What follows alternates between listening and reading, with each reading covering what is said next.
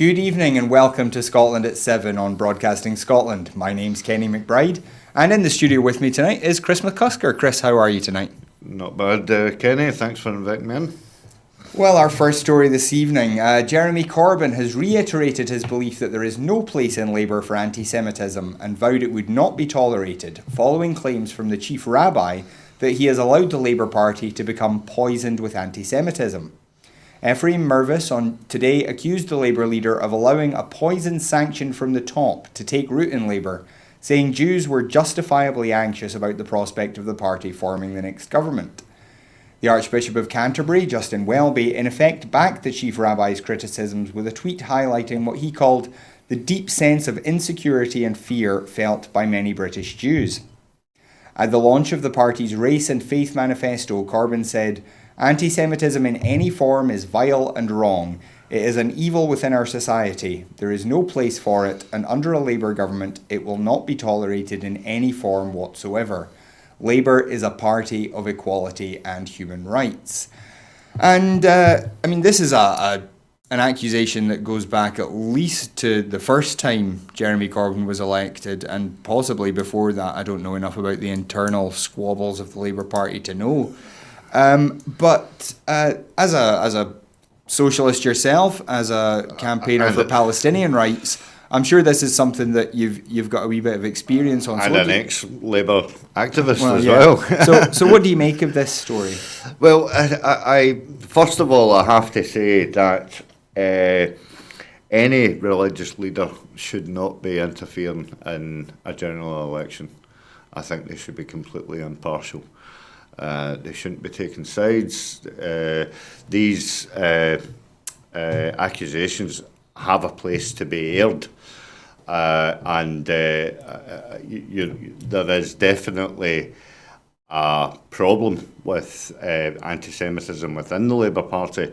However, during the period of an election process, they shouldn't be taking sides in any such way, shape or form. And you say that, but surely if there is anti-Semitism and it is a serious problem, then surely any time is the time to address it. It is a serious problem, but yeah, what I am saying is that religious leaders should not be taking sides one way or another. There is a time and a place. Make no mistake, Labour should have sorted its position out on anti-Semitism a long time ago. And whilst I don't believe that Jeremy Corbyn is anti-Semitic, I do believe that there are several candidates who, you could possibly say are not vetted to the highest of standards, and their views are allowed to come to the fore. This is where these stories are stemming from. Mm-hmm. But as I said, I don't believe that religious leaders should be taking any political sides in an election such as, not just this election, but any election, to be quite honest with you. Now you said yourself there that you don't think Corbyn himself is anti-Semitic, and yet this has been the repeated criticism of him for pretty much as long as he's been the leader. Why do you think that is? Right, well, my own issue with Corbyn is the fact that, since he came to leadership, he has been fighting the internal PLP of the Labour Party, which are predominantly Blairite, and they have their own radical views. And I would reckon that they are given. I would maybe say that they are giving their members carte blanche to do what they want. They're not holding a tight rein on people's views the way that it should be. Because this really wasn't, to my mind, it really wasn't an issue under Tony Blair. Mm-hmm. You didn't get, headlines such as this. You had the odd rumbling story, but nothing, as upfront and personal. It came through his tenure. So and this is why I can say, that there undoubtedly is people of an anti-Semitic mind within the Labour Party. I just don't see Jeremy Corbyn being anti-Semitic. He has went at pains to decry anyone that holds those views. And there have been several investigations within the internal party, to try and root out people that have these extreme views. And I do think that this particular story is being blown up by the right-wing media in favour of Boris Johnson, of course. Yeah, it's an interesting story. As somebody who doesn't know the internal workings of the Labour Party well, it's not something that I'm really conscious of. Is it something that, again, as I said, you're a Palestinian rights activist. Is it something that the Palestinian movement has to deal with a lot of accusations of? Well, you're asking me to put my Palestinian head on, or hat on, should I say, and anybody who believes in the rights of the Palestinian people and the Israeli people believe, obviously, of a two-tier solution to a two-state solution, to try and break down the barriers, that are currently posed within Israel and Palestine at this moment in time. That is the way that the SNP Friends of Palestine view it. And I've worked closely with MAP, Medical Aid for Palestine, and at times with the equivalent Palestine group within the Labour movement, and they take the same attitude as that a two-state solution is the only way forward. And anybody that is human rights based, and anybody who abhors war and violence of any kind would wish to take a sensible approach to this, and they would not want to favour one group over another. Now, I'm not going to sit here and say everything's right in Palestine and everything's wrong in Israel. That would be a stupid stance to take. However, you have the right-wing governments who are fueling this war by supplying arms to Israel, and that needs to stop. That has to be the first base of where we work from, and then we look at the countries that are willing to help and repair the past troubles on both sides. And we're talking about through diplomatic conversations. We're also talking through diplomatic aid, and we're also talking about diplomatic solutions. Because unless the two sides talk, then nothing is ever going to happen. Yeah, that is true of virtually any conflict, isn't it? Well, yeah. Moving on, child poverty is at risk of rising to a record 60-year high under a Conservative government because its manifesto retains the coalition's benefit cuts, according to the Resolution Foundation think tank. An analysis by the organisation predicted a rise in the number of children living in relative poverty under a Boris Johnson-led government to 34.5% in 2023-24, up from 29.6% in 2017-18. The think tank released its research after the manifesto launches showed a huge gulf in what the two main parties are prepared to put into public spending, with Labour committing some 28 times as much as the Conservatives. Johnson set aside an extra £2.9 billion a year by the end of the Parliament, which will largely go into more nurses, GP appointments and free childcare, while Jeremy Corbyn set out an extra £83 billion a year for a programme of free broadband, scrapping university fees, reversing benefits cuts and extra funding for the NHS and social care. The Resolution Foundation said Labour's £9 billion of extra spending on social security would mean 550,000 fewer children in poverty but would not lead to current poverty rates falling. And I don't suppose many people will be shocked at the idea that a Tory government might put more children into poverty, but over 34%, that's over a third of children projected to be living in poverty by the end of the Parliament if Boris Johnson does win a full term as Prime Minister. Absolutely shocking, it really is. I actually heard a story earlier on in the week about a child who went to school, one of the schools in Glasgow, and in his lunchbox was a chicken nugget meal from the previous night, because his mother had nothing to give that child.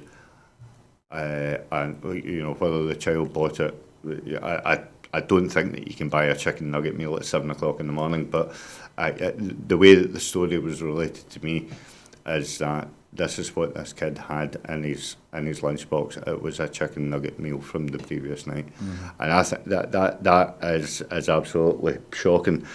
And I know we're talking about Boris Johnson, but one of the pledges in the Scottish Labour manifesto, which is obviously completely different to the English Labour manifesto, is that Richard Leonard is advocating for free meals for school children 365 days a year. I would have hoped that Richard Leonard would have taken into account school holidays and the various kids clubs that are taken up through the school holidays, so that children can get something to eat. But to put that into context, there was also a story that I read. I researched it. Claims by James O'Brien on LBC is that at this moment in time there are more McDonald's outlets. There are more food bank outlets than there are McDonald's restaurants in the whole of Britain.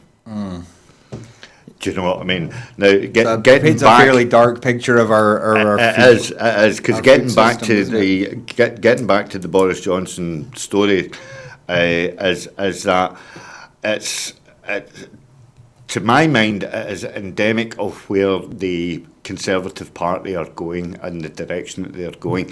They favour the gig economy, and the gig economy does not bode well for struggling families. You only have to look at the latest Ken Loach film, which highlights the people on 0 hours contracts that are trying to make ends meet, and they are possibly the working poor who would actually think about putting a chicken McNugget meal in for a child. Quite simply because the father came home that night, he had a bit of change in his pocket, the mother didn't have any bread or any cheese to make a sandwich, and that was all that the child had. Do you know what I mean? Yeah. The Resolution Foundation made some comments on Labour as well. Labour has said it would aim to end poverty altogether and has committed to ending the two-child limit on benefits, as well as scrapping the bedroom tax, the benefit cap and universal credit. But the think tank said that there were no specific promises from Labour to reverse the effective cuts already established by the failure to increase payments. So without any kind of clear targets or clear intention to actually reverse the cuts or the benefits freeze, they were saying that Labour wouldn't necessarily lift any more kids out of poverty. No. They would just stop more falling in. But then Labour have got Labour are on a wee bit of a desert island at the moment, because whilst they're championing their manifesto and saying that it's fully costed, Jeremy Corbyn was actually criticised for that statement of being fully costed when he came out earlier on yesterday or the day before saying that he would make payments to the WASPy women, which blows his costings out of the water completely.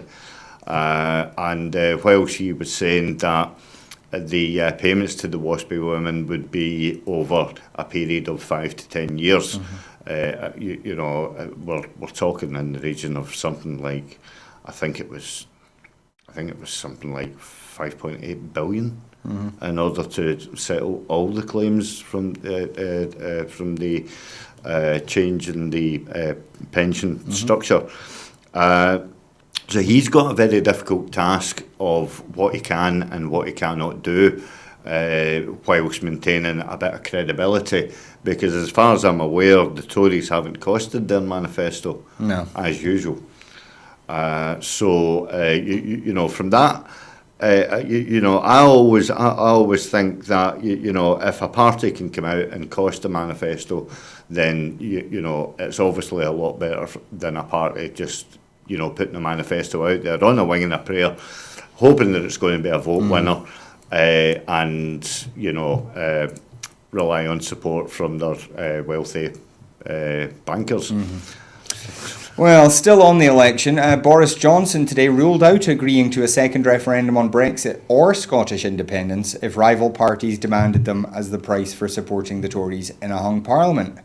Asked what would happen if the Tories were the largest party in a hung parliament and another party demanded a second referendum on independence or on Brexit as the price for putting Johnson in power, he replied, "I don't normally answer that kind of hypothetical question, but I think in your case I'm going to make an exception. I certainly can rule out any such referendums. I genuinely think they would be bad for our country. It's not the way forward now. We need to honour democracy. We need to get the economy moving."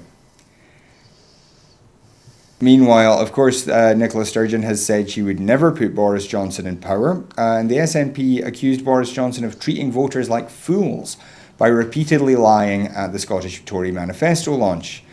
Mr Johnson had also claimed that a Scottish spaceport was nearly complete, despite the UK government not yet taking the action needed for a spaceport to be built.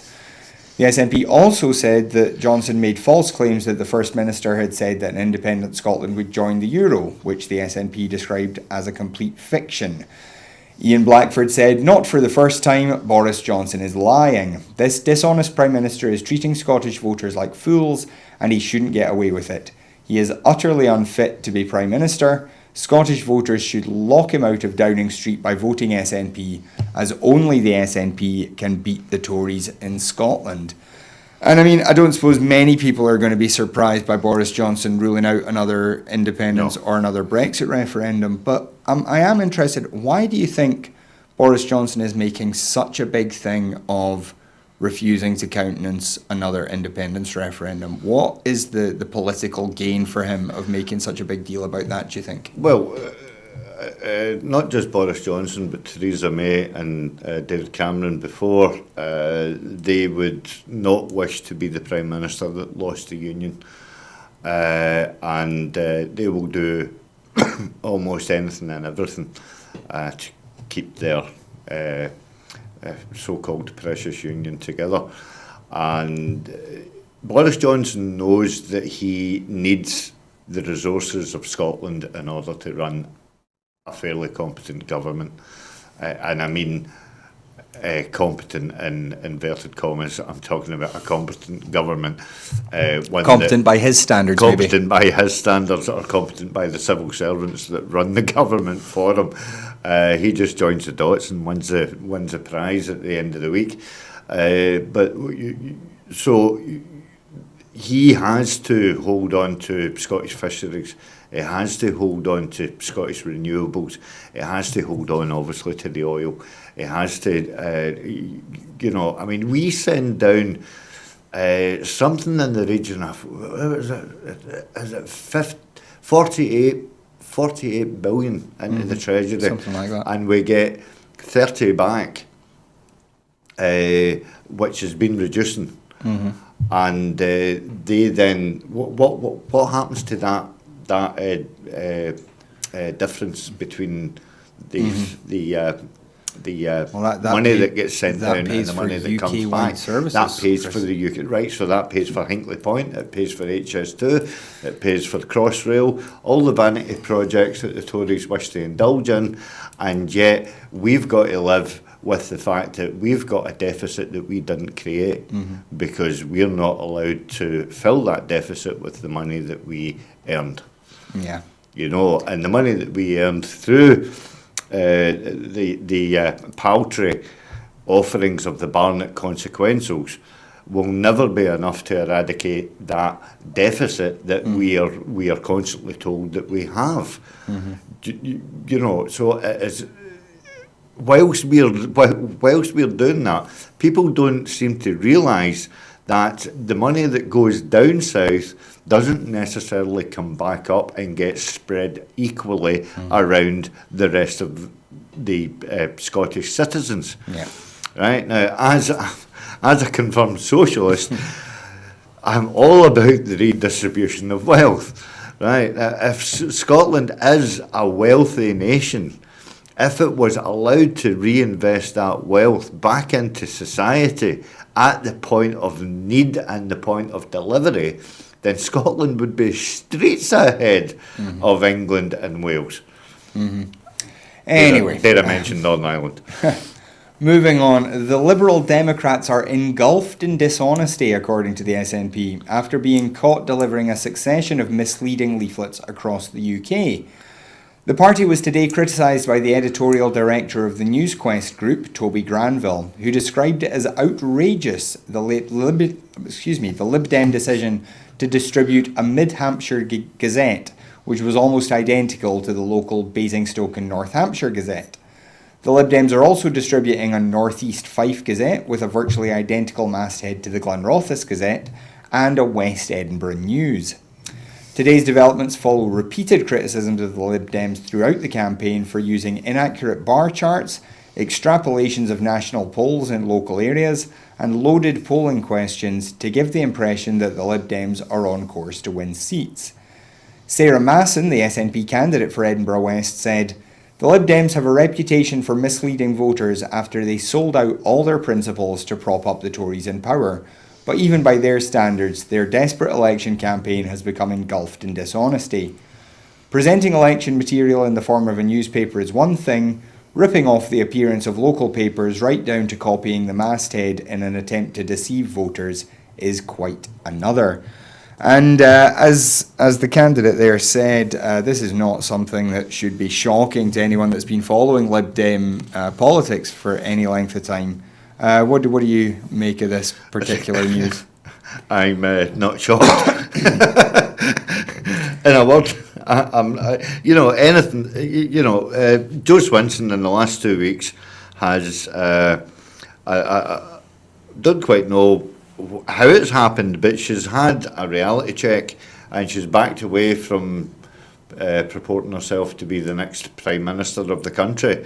And managing to amass 350 seats in order to overtake the Conservatives. So she's backtracked on that, she has had to do an awful lot of backtracking in order to sort of like try and appeal to the middle ground. And I believe that the Lib Dems will pick up seats in England. I just don't see them picking up any seats in Scotland. I really don't. And Amy Callaghan, who is the candidate directly against Joe Swinson, is doing a fantastic job of getting out and about and talking to her constituency. And it's an interesting point that that this election has been framed as a Brexit referendum in England and an independence referendum in Scotland. Well, I don't believe that to be true, because the SNP candidates are strong enough to fight the individual constituencies on a constituency basis, on the needs of the constituency. Now, the needs of the good people of Eastern Bartonshire their need is to have an MP who will actually hold a surgery on a regular basis. Somebody who actually spends any time in the constituency Well, would yeah, be, because would be a new one for them. Yeah, because she's constantly in Somerset. Now, which is another thing that really baffles me as to why she wasn't catapulted into a safe Lib Dem seat down south. Because if she loses her seat, how is she going to run the Lib Dems?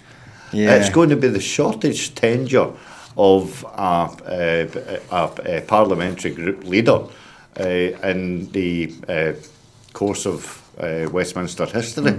But going back to what I was saying earlier on, there are individual issues that the SNP candidates can champion. One that we were discussing off air about the hotel down at Ayr train station. There's issues in Glasgow with the demolition of the What Every Woman Wants department store and the regeneration of the whole Argyle Street area. And also there's the issue of possibly Jenner's closing down in Princes Street, and so I fully believe that there are things out there that the candidates can sort of like fill their constituency with, rather than filling it full of it's all Brexit and it's all independence. Well, in theory, that's the way it's all supposed to be. But there is actually another wee story about Jo Swinson today. In the Court of Session today, Jo Swinson's lawyers are asking the Royal Mail not to distribute an SNP leaflet in East Dunbartonshire, which claims that she had received a donation from a fracking company.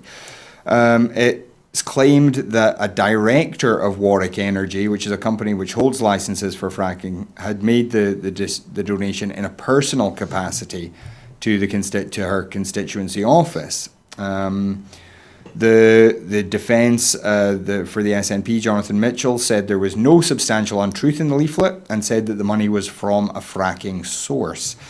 So it's something else, isn't it, to be in the Court of Session trying to stop a leaflet being put out, which is at least broadly untrue, broadly true, especially given what we saw from Alistair Carmichael in a previous election. Well, I find it bizarre, the fact that she claims. She uses the word claim an awful lot. She was on record, it was on an ITV interview or a Channel 4 interview, I can't remember what one it was, where she openly admitted that she had this £14,000 donation. And she has been constantly quizzed about the donations from the fracking companies to the Lib Dems. Now, make no mistake, if you're trying to portray yourself as a party of anti-fracking, 1 pence from a fracking company is enough to kill your credibility on your stance of anti-fracking. Yeah, Lib Dem credibility is certainly something that's being challenged by leaflets on both sides of that equation, I think, at the moment. Anyway, moving on. The excessively high fee the government charges children to register as British citizens effectively removes their entitlement to citizenship, the High Court has heard today. The project for the registration of children as British citizens argues that the exorbitant £1,012 registration fee for an application which costs the Home Office just £372 to process is unlawfully high. The charity says many children who are entitled to citizenship, having been born in the UK and lived here for their first 10 years, are prevented from applying because of the cost. The case, which is supported by Amnesty International UK, is being brought on behalf of 2 children, but the PRCBC said the outcome could affect tens of thousands of people in the UK. Opening the case today, Richard Drabble QC said setting the fee at £640 more than the administrative cost involves a conscious decision to raise a sizable surplus for use elsewhere in the immigration system. He told the court the fee was unaffordable for a large number of would-be applicants who were entitled to British citizenship, who he said would also be living in poverty or with severely limited means. And I mean, it's hardly a surprise, I think, to see the Home Office making life difficult for people who want to live in Scotland, or rather live in Britain. But we have another story from the Home Office today. The Guardian today reports that the Home Office has made a U-turn in the case of a man caring for his terminally ill partner who was told he was going to be deported to Jamaica because officials concluded that he had failed to demonstrate that his life would be at risk in Iraq. Yes, you did hear that correctly. The Guardian reported last month that O'Neill Walfall, aged 49, who has never been to Iraq, received a refusal letter that appeared to indicate his case had been confused with that of someone else. The government also said in the same document that it would not be unreasonable or unduly harsh to expect his British partner, Karen McQueen, to relocate to his homeland of Jamaica with him. McQueen has a diagnosis of terminal cancer and is awaiting a transplant after kidney failure. In the letter rejecting Walfall's application, which his lawyer said provides clear evidence that the government copies and pastes letters and disregards individual submissions when reaching its conclusion, the Home Office wrote, "You have claimed that you will be unlawfully killed on return to Iraq. You have not demonstrated that death is virtually certain." After being contacted by The Guardian, the Home Office said it was reconsidering its decision in light of further information. And both these stories really highlight ongoing problems with the Home Office with relation to immigration. Some stories that we've covered here regarding people who are living and working in the UK and have had to leave in order to apply to come back. People, of course, in the Windrush scandal who were deported despite being British citizens. And now these cases here where children are getting scalped to be allowed the citizenship they're entitled to. What do we make of all of this, Chris? Well, it's just another extension of the Tories' attitude towards immigration and this hostile environment. This whole hostile environment, and they don't help themselves, as you say, by simply, selecting a letter, click, copy, paste, cheerio. That's another one done. Tick it off the list. Because, and as long as they treat people with the lack of respect as they do, because in that fashion of take a letter, have a look at it, click and paste and send it away, they're not actually reading the facts. Quite clearly the salient facts is that the chap is from Jamaica. He's never been in Iraq, and yet they don't even apologise for the fact that they got those facts wrong. Mm-hmm. And we're talking basic facts here. I don't know in which way anyone could confuse Iraq with Jamaica. No, it would take a fairly special effort, I think. It's really just the banality of evil, really, isn't it? There's just somebody sitting in an office somewhere, just get rid of these people. Well, you see, and it's just producing the letters without thinking about it, isn't it?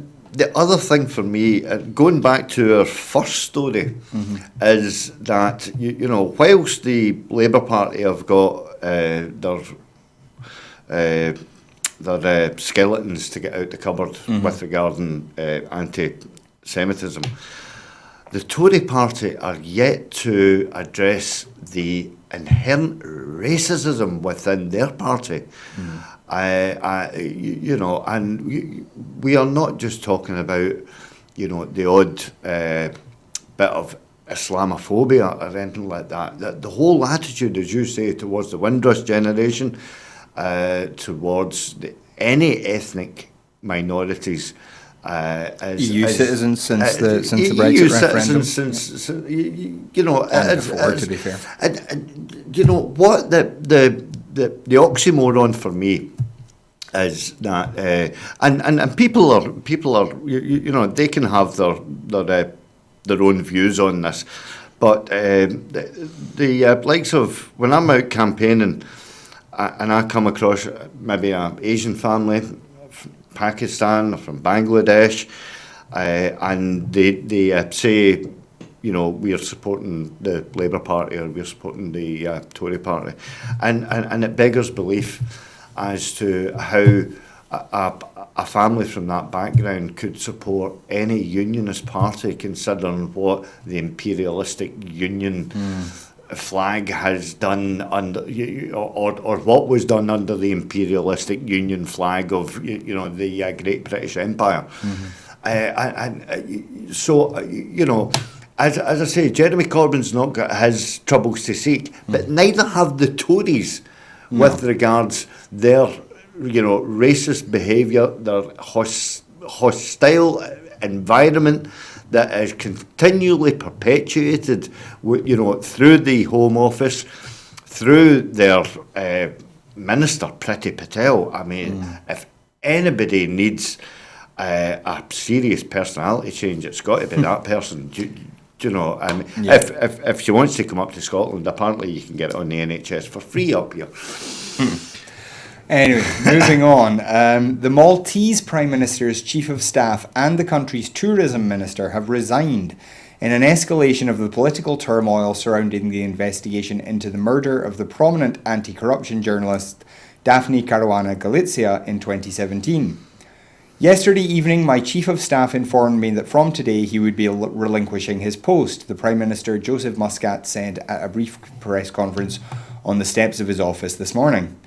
Keith Schembri is understood to have taken to police headquarters for questioning in relation to the case, and police were seen entering one of his properties earlier today. Schembri made no immediate comment. Later, the Tourism Minister, Conrad Mitzi, announced his resignation after a cabinet meeting. Mitzi said he resigned in light of political, extraordinary and general circumstances in the country. I have done nothing wrong from a criminal point of view, he added. Schembri and Mitzi have both been accused of corruption by Caruana Galizia. They have always denied any wrongdoing. I mean, this is a long and complicated case that we have been following. Is this one you've been following at all, Chris? I haven't been following it at all, but the thing that comes out for me is, how many countries have got a similar story running in the background. We remember the case of Al Khashoggi, and there was also a case in, was it Latvia or Romania, that a journalist was basically closed down for doing his job, and it seems to me that that these what is behind all this is capitalism. Do you know what I mean? It seems to be that it's the capitalists that are wanting to protect their money, and they want to avoid scrutiny at any cost. So I think I'll probably I'll definitely read up on this, but I think the Western world will probably sit up and take notice if this actually happens in America. Well, I can't tell you, Chris, you should tune in to Scotland at 7 tomorrow, because we will have Lizzie Eldridge back on the show, who's has been a journalist in Malta herself and has been following this case very closely. She's reported for us before. I'm sure regular viewers will know her, and I'm sure she'll be as fascinating as always. Meanwhile, in Albania, at least 16 people were killed when the most powerful earthquake to strike the country in decades shook the capital Tirana and the country's west and north this morning, tearing down buildings and burying residents under rubble.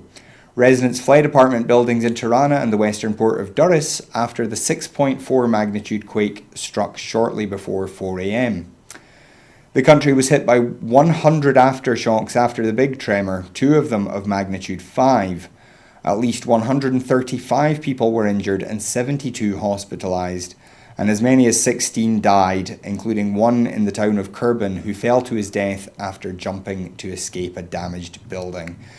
And I mean, there's not obviously a huge amount to talk about here other than just it's a tragic loss of life. It is a hell of a tragic loss of life, but the wider issue for me here is that there are still people who are global warming deniers, I shudder to think of people who would just close their eyes to what's actually happening to the climate throughout the world, and obviously this earthquake has been a result of the actual climate change, and whilst countries should hopefully rush and aid towards this. We have to look at, as I say, the wider implications of that. What we're doing to harm the planet, is causing these changes. Yeah, I mean, just obviously, this is not necessarily directly related to climate change, No, but there are theories that some of the increased numbers of earthquakes that we see now and volcanic activity, these kind of things, are related to climate change. There's several areas in the world where that volcanoes have lying dormant for the last hundreds of years, 200, 300 years. I mean, I go to Lanzarote quite a lot. You get your dinner cooked over, volcanic heat. Mm-hmm. And they throw hay in and it blows up in a big thingy and stuff like that. And it's all great for tourists.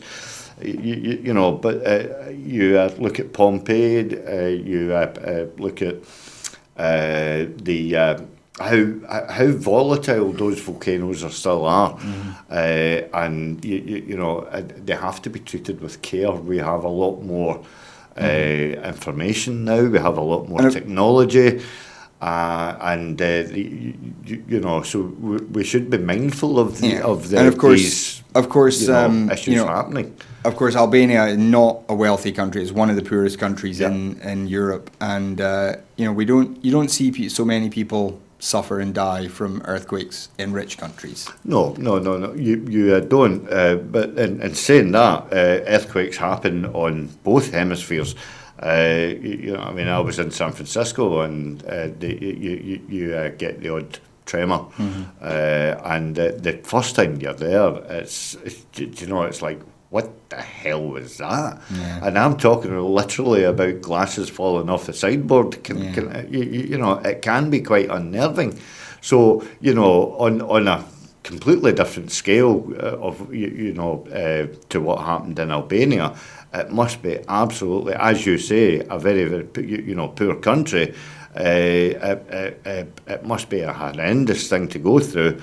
And what I said earlier on is I would severely hope that other countries would rush to Albania's aid in order to help, because apart from the deaths, there is going to be a humanitarian issue created out of this tragic event.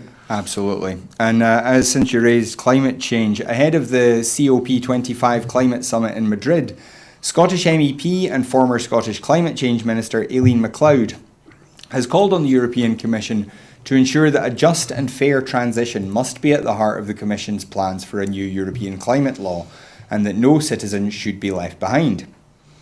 In Monday's opening session of the European Parliament plenary, the MEP highlighted the work of the Scottish Government in recognising and reacting to a climate emergency, and urged that any European Green Deal prioritise the well-being of people and planet. McLeod, who represented the European Parliament's Environment Committee at the UN Climate Action Summit in New York this September, said, "Coming from Scotland, that has already declared a climate emergency, I support calls for this Parliament to declare a climate and environmental emergency in Europe. But in doing so, it is absolutely essential that we commit to taking bolder and urgent climate action in response to a deteriorating situation. We must send a strong message to our citizens and to the rest of the world that Europe will lead and will implement effective policies and actions to meet the 1.5 degrees target. We must also ensure that the transition to net zero is just, fair, and leaves no one behind. We need all countries across the EU and beyond to step up to the plate and come to Glasgow next year with serious climate commitments."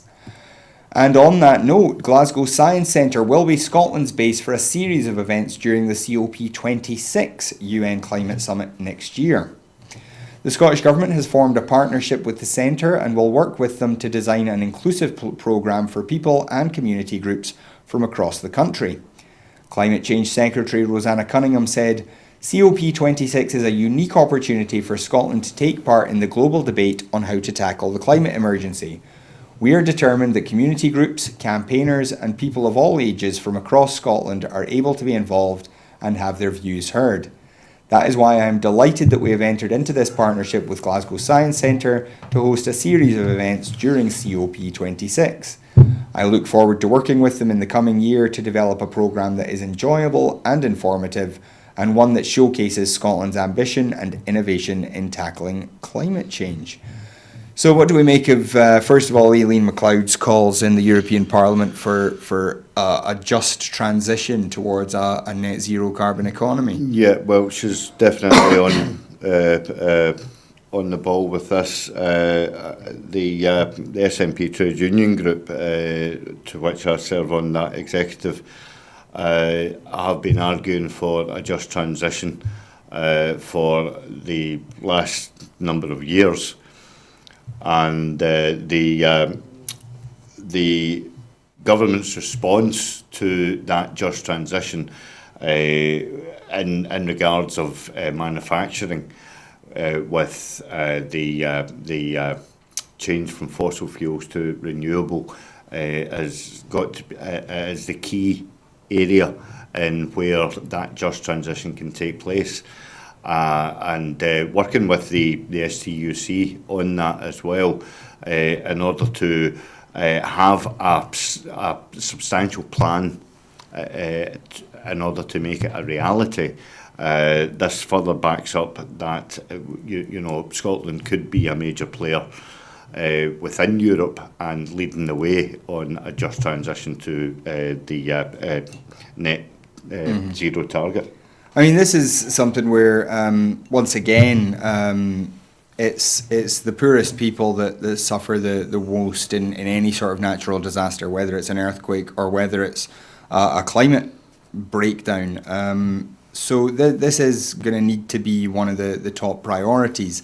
Aileen McLeod, of course, has also been heavily involved in developing the idea of a well-being economy for Scotland, which obviously would take environmental issues into account when considering how Scotland is performing as an economy. Mm-hmm. How useful do you think that kind of policy change can be, where we consider our net carbon output as being as important as our GDP?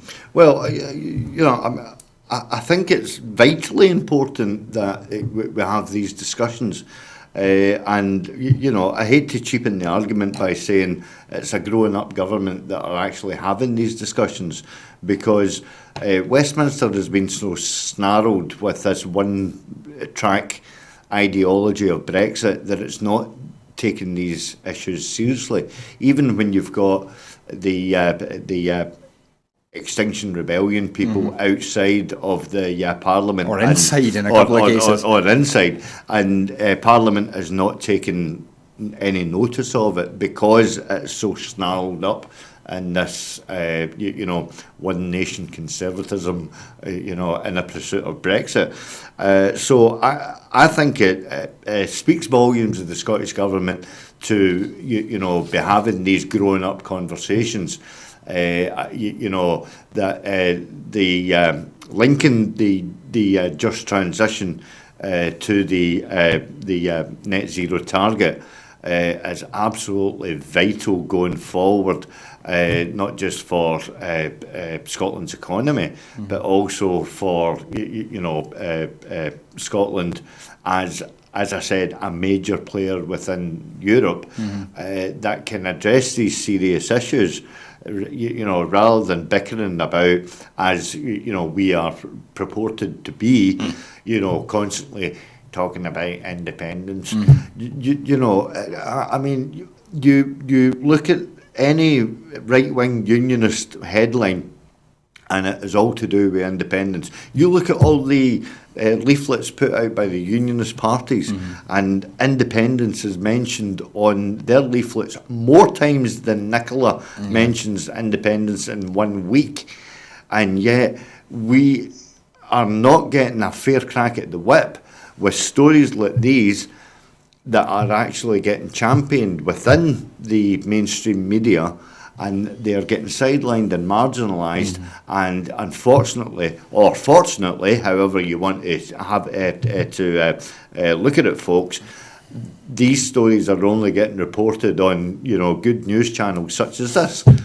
Well, of course, next year the COP26 Climate Summit will be held in Glasgow, so it'll be very hard to avoid talking about Scotland then. It will actually just have finished a year from now. It's the 9th to the 20th of November next year. Yeah. But also working in that... what are you hoping to see from having these world leaders come to Scotland to talk about these issues? Well, I'm hoping that the world leaders are going to actually,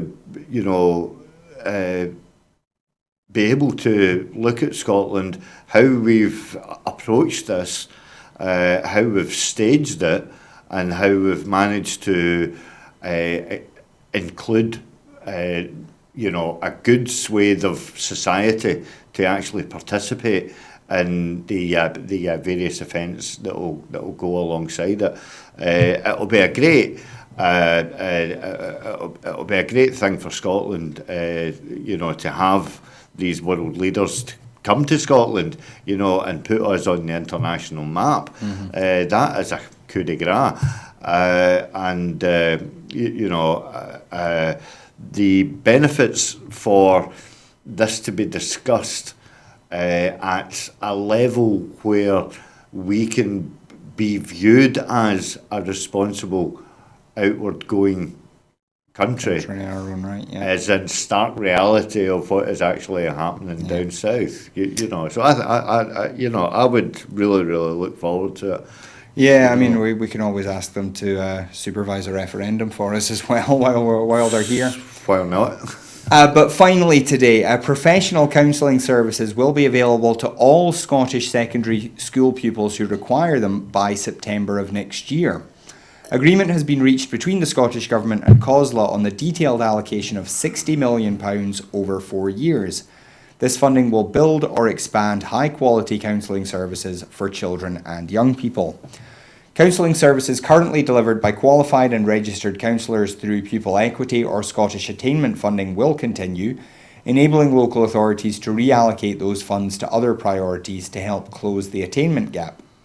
School counsellors help support young people's emotional, behavioural and mental health. Importantly, pupils will also have access to counsellors during school holidays, providing vital continuity of care. Mental Health Minister Claire Haughey said, "Children and young people can face many issues growing up and must have the right support available at the right time. Providing every secondary school with access to at least one counsellor by next year is a significant step forward in our package of measures to improve the mental health support available for children and young people." And I mean, this has got to be good news, doesn't it, Chris? It certainly is, and anything that is going to help children through their school life has got to be applauded. I think I've got a good 20 odd years on you, Kenny. But it's generous of you. I can remember where there was a time if a child had an issue, you just left them in the corner and told them to get on with it. Such was the Dickensian attitude at that time towards a child that maybe wasn't performing as well as his peers. A child that maybe had social issues at home, they were just never discussed in the school environment. So, I think schools have made great inroads towards facilitating the mentorship between a counsellor and a pupil, and somebody who is a complete intermediary. you know, away from family life, away from, you know, sort of like peer pressure, you know, what we have to realise that mental health within school children is actually you know, is a thing. You know, there are a lot of kids out there that are struggling, and if we can, you know, have a service that runs alongside school time, and as you say, out with school time as well, I think that'll go a long way to maybe silencing Willie Rennie and his constant carping of the fact that the Scottish Government aren't doing enough for mental health services. Yeah, I mean, it certainly sounds like good news, and we would just say to any young people that are watching with prelims coming up in the coming weeks, relax a wee bit. Honestly, no matter how badly you end up doing, you'll be okay. It's not the be all and end all. Your teachers will tell you it is, and I'm not saying you shouldn't work hard, but try to remember that it's only one part of your life, and there will be a future after it, no matter what happens. It's very sage advice, Kenny, because you know, there is an awful lot of pressure put on kids, and by the schools, and to a certain degree by the government, because obviously the government are looking for figures, you know, for to show that they're attacking they're bringing education up camp all the time, and stuff like that. You know, but it's a big news story every year, isn't it? Yeah, but you know, you're 100% correct to err on a wee bit of side of caution, kids. And you know, if you don't get it right first time, there's plenty of opportunities to get it right second time. You know, you're looking at a product of someone that was able to go to college after not doing too well at school, or not as well as what my parent would have wanted me to do. But you know, from that, as I say, Scottish education has went on leaps and bounds. You know, both my sons were able to go to university, and you know, so and for one of them, it was at the second point of asking. So you know, don't veg out on the Xbox and stuff like that, guys. Do you know what I mean? But you know, take a breather every now and then, and maybe go downstairs and watch an episode of Family Guy before you pick up my next book. There we go. Well, thank you, Chris, very much for joining us tonight. It's been another excellent hour. And thank you for joining us as well. Before you go, we would just like to remind you that it costs money to make TV programmes. It costs roughly £30,000 just to keep the lights on here, to pay for our internet connection so that we can stream the broadcasts, to pay for energy, to pay for fuel for the van when we're doing outside broadcasts. And at the moment, we're bringing in a wee bit less than half of that. That means that without your support, Broadcasting Scotland just can't continue, and I don't think anybody wants that. This is the new independent media that we all say we want. But if we do want it, then we do have to support it. So if you are able to afford it, please do go to broadcastingscotland.scot/register, sign up as a supporter. And we will, of course, be covering the election. We will be up all night for that. So again, to be able to afford that, and to be able to afford some of the new bells and whistles that we've got for that evening coverage, we are going to need some more money coming in. So as I say, if you, and I'm being told in my ear that unlike the Lib Dems, we can guarantee that our charts will be accurate. So we'll look forward to seeing you all then. I will be back again tomorrow night at 7 as normal with Lizzie Eldridge. And until then, thank you very much for joining us. Thanks again to Chris, and we'll see you again soon. Good night.